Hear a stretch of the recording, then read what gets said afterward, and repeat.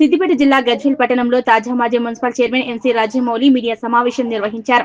ఈ సందర్భంగా ఆయన మాట్లాడుతూ ఈ నెల 27వ తేదీన వరంగల్ జిల్లా ఎల్కతుర్తిలో బీఆర్ఎస్ పార్టీ సిల్వర్ జూబ్లీ సంవత్సరాలు పూర్తి చేసుకున్న సందర్భంగా బీఆర్ఎస్ అధినేత కేసీఆర్ 10 లక్షల మందితో సిల్వర్ జూబ్లీ వేడుకలకు భారీ బహిరంగ సభను ఏర్పాటు చేస్తున్నట్లు, ఈ సభకు సిద్దిపేట జిల్లా వ్యాప్తంగా 1,00,000 మంది టీఆర్ఎస్ కార్యకర్తలు తరలి వెళ్తున్నట్లు, అలాగే గజ్వేల్ నియోజకవర్గం నుంచి 15,000 మందిని తరలిస్తున్నట్లు, ఈ కార్యక్రమానికి బీఆర్ఎస్ నాయకులు కార్యకర్తలు పెద్ద ఎత్తున పాల్గొని కార్యక్రమాన్ని విజయవంతం చేయాలన్నారు.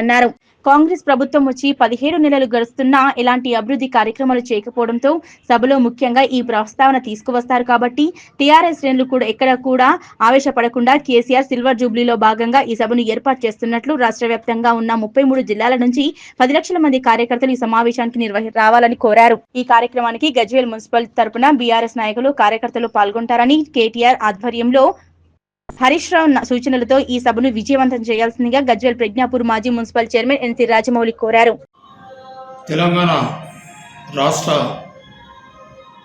మాజీ ముఖ్యమంత్రి వర్యులు, తెలంగాణ రాష్ట్ర సాధకుడు శ్రీ కల్వకుంట్ల చంద్రశేఖరరావు గారి సారథ్యంలో బీఆర్ఎస్ పార్టీ చారిత్రాత్మకమైనటువంటి నిర్ణయం తీసుకొని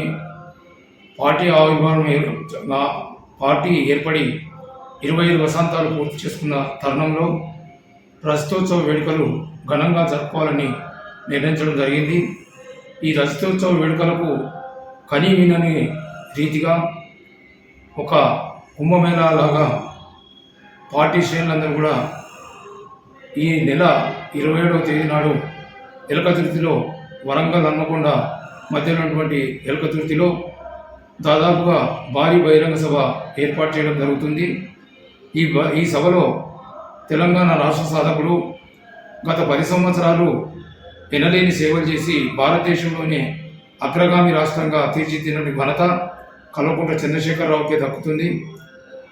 ఈ సంవత్సర దాదాపుగా 17 నెలల కింద ఏర్పడినటువంటి కాంగ్రెస్ ప్రభుత్వము ఎన్నో కళ్ళబొల్లి మాటలు చెప్పి మోయలేని హామీలు ఇచ్చి ఈరోజు ప్రజలను మభ్యపెట్టి గద్దెనెక్కిన సందర్భంలో ప్రజలకు మోసం చేసి ఏ ఒక్క హామీ కూడా పూర్తిగా చేయనటువంటి సందర్భంలో పార్టీ అధినాయకుడు వారి యొక్క సందేశాన్ని ఈ తెలంగాణ రాష్ట్ర అభివృద్ధిలో పార్టీ శ్రేణులు ఎలా పనిచేయాలి, అలాగే ఈ రాష్ట్ర భవిష్యత్తు ముందు తరాలకు ఎట్లా ఉండాలనేది వారు సందేశాన్ని ఇస్తారు. కాబట్టి వారి సందేశాన్ని వినటానికి పార్టీ కార్యకర్తలు తెలంగాణ రాష్ట్ర నలుమూల నుండి కూడా పార్టీ శ్రేణులు ఈ భారీ బహిరంగ సభకు వస్తున్నారు.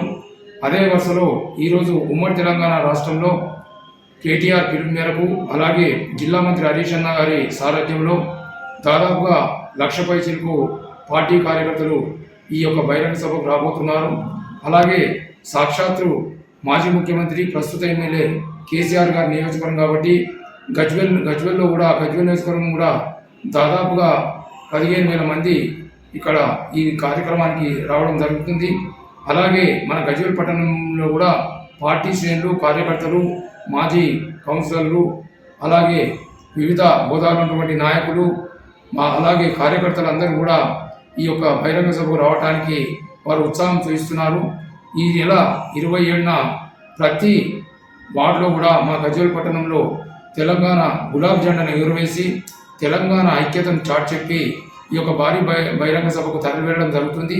ఈ సందర్భంగా కార్యకర్తలకు, పార్టీ శ్రేణులకు, ముఖ్య నాయకులకు అందరికీ కూడా దయచేసి ఈ యొక్క భారీ బహిరంగ సభకు ఇచ్చేసి ఈ యొక్క సభను మన విజయవంతం చేయవలసిందిగా కోరుతూ, ఎందుకంటే ఈ యొక్క తెలంగాణ రాష్ట్రం సాధించుకున్న తెలంగాణ రాష్ట్రాన్ని ఇక ముందు కూడా తెలంగాణ బీఆర్ఎస్ పార్టీ విజయం సాధించే విధంగా ప్రతి పార్టీ కార్యకర్త కూడా పనిచేసి ఈ యొక్క రాష్ట్ర అభివృద్ధికి మనం కూడా తోడ్పడాలని కోరుతూ మరొకసారి ఇదే పిలుపుగా భావించి మన గజ్వేల్ పట్టణ కార్యకర్తలందరికీ కూడా విజ్ఞప్తి చేస్తూ 27 నాడు ఖచ్చితంగా ఈ యొక్క భారీ బహిరంగ సభకు స్వచ్ఛందంగా అందరూ కూడా రావడానికి సిద్ధంగా ఉన్నారు. కాబట్టి ఈ సభను విజయవంతం చేయవలసిందిగా కోరుతూ జై తెలంగాణ, జై కేసీఆర్, జై హరీష్ అన్న.